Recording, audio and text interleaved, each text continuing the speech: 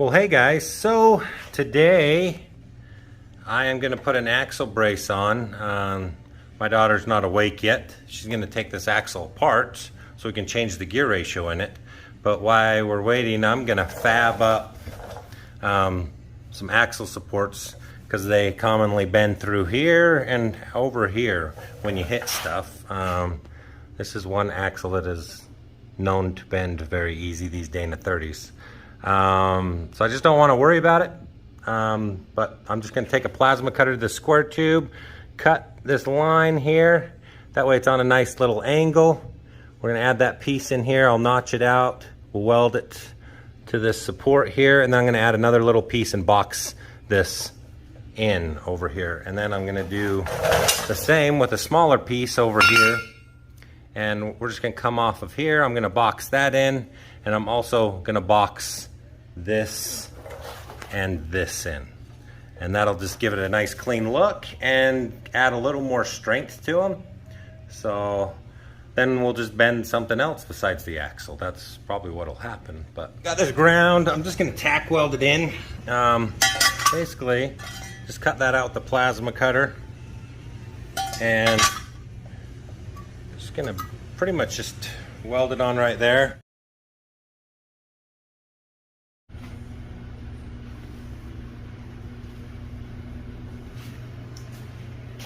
Alright, so today we are going to take apart this front differential so we can replace the gears.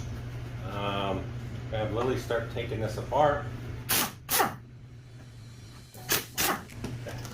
And this will just pop off like that. Let's get it off first.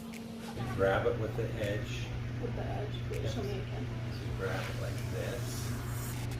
Just straighten it out like that. Grab that. Same one. Hold it while you do. You just use it as a pry bar, so and then just pry it up like that, but you gotta hold them. So you do it like this. I'll show you again. Okay, so then you can grab your screwdriver, pop that little cap off. Just take it there and twist it. Just like it again. Now bring it opposite side now. I'll spray this and then grab that big socket in the impact.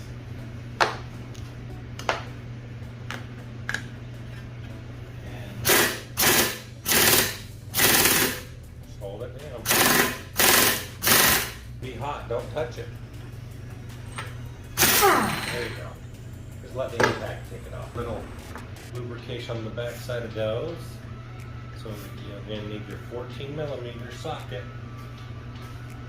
Alright, so this is a hub bearing puller. Pick one of these up over at AutoZone or any of your parts stores. I'll leave a part number up above.